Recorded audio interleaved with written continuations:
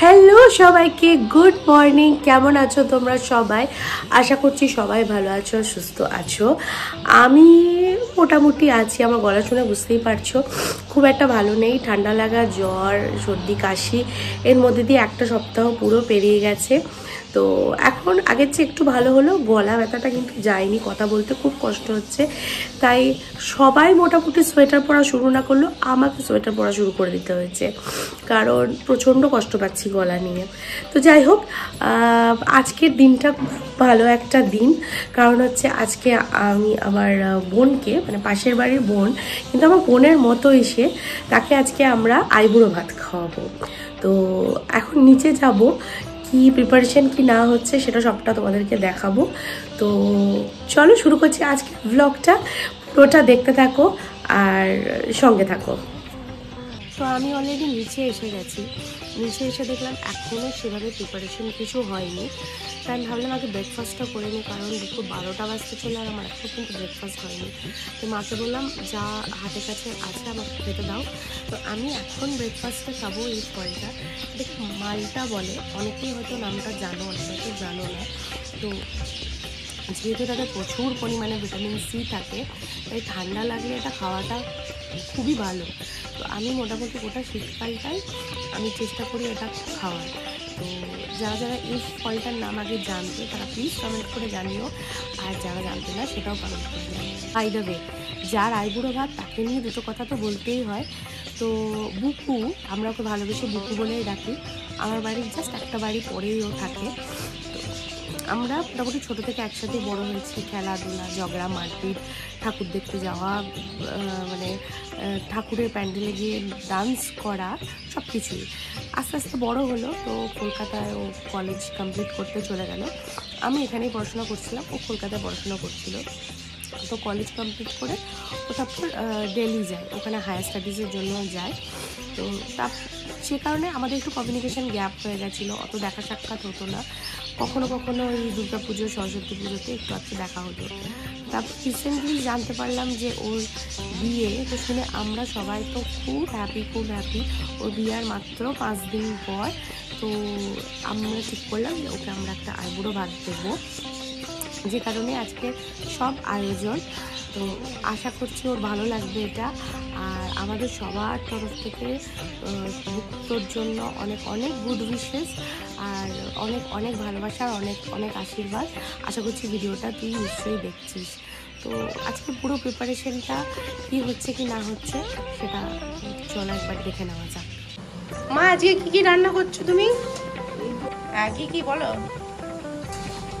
Chicken হচ্ছে, আর দুরকম মাছ, হ্যাঁ,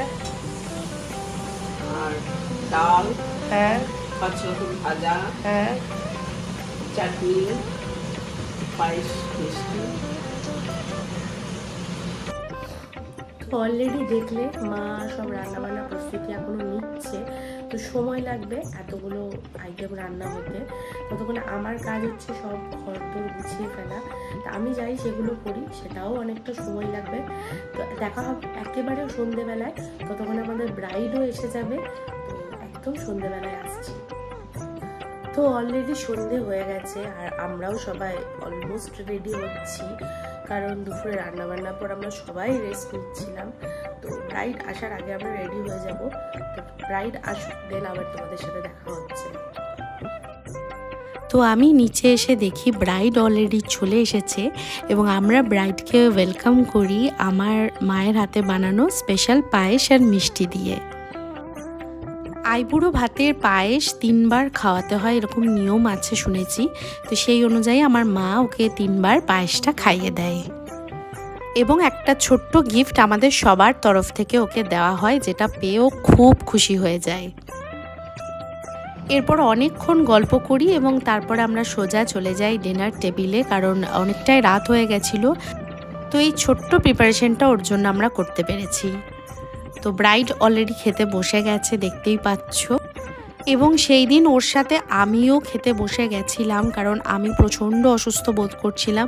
আমার গলা টলা একদম ধরে গেছিলো এবং প্রচণ্ড রকম জ্বর চলে এসেছিলো।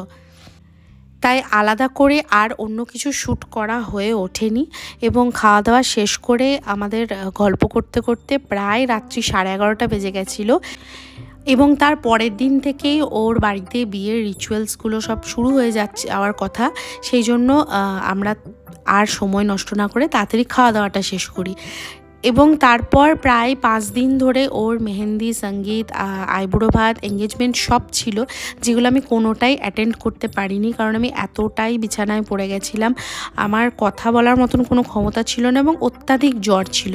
এবং ওর বিয়েটাও আমি এমন টাইমেই অ্যাটেন্ড করেছি যে যখন ওর বিয়ে প্রায় শেষের দিকে। তবুও ছোটো ছোটো কিছু ক্লিপস তোমাদের জন্য এই ভিডিওটাতে দেওয়া থাকলো। তো বিয়ের পরের দিন সকালে আমি বিদায়তে ওর বাড়ি যাই। যেহেতু আমার বাড়ির 1-2 বাড়ি পরেই বাড়ি, তো আমি চলে যাই সেখানে, কারণ যতই হোক ও অনেক দূরে দিল্লিতে শ্বশুরবাড়িতে শিফট করছে। আমার ভীষণ মন খারাপ করছিল, তো মাকে বললাম না, যতই শরীর খারাপ হোক আমি অন্তত ওর সাথে একবার দেখা করে আসি। তো দেখতেই পাচ্ছ বর কনে চলে এসেছে এবং চারিদিকে সবাই খুব কান্নাকাটি করছিল। যতই হোক মেয়ে দূরে চলে গেলে তো বাবা মায়ের কষ্ট তো হয়। এবং বাবা মায়ের কান্না দেখে বাকি সবাইও আমরা প্রচণ্ড ভেঙে পড়েছিলাম। আমি তো ওকে জড়িয়ে ধরে কাঁদতে শুরু করে দিয়েছিলাম। তো এই মুহূর্তগুলো মানে কি বলবো, মানে বাবা মায়ের জন্য যতটা খুশির মুহূর্ত হয় মেয়ের বিয়েটা, তেমনি মেয়ের বিদায়টাও খুব কষ্টকর হয়। এটা একমাত্র মেয়ে এবং মেয়ের বাবা মারা খুব ভালো করে বুঝতে পারে। কিন্তু এটাই নিয়ম, তাই হাজার কষ্ট হলেও উপায় থাকে না। আমার ভীষণ ইচ্ছা ছিল ওর এঙ্গেজমেন্ট থেকে বিয়ে পর্যন্ত সমস্ত রিচুয়ালস ক্যাপচার করে ভ্লগ বানানোর, কিন্তু যাই হোক আমি সেটা করে উঠতে পারিনি, তার জন্য এক্সট্রিমলি সরি। বাট কথা দিচ্ছি আগামী দিনে আরও অনেক ভালো ভালো ভ্লগ আসবে। প্লিজ তোমরা সাপোর্ট করতে থেকো। ভিডিওটা ভালো লাগলে like, comment, share and channel নতুন হলে সাবস্ক্রাইব করতে ভুলো না। Bye bye.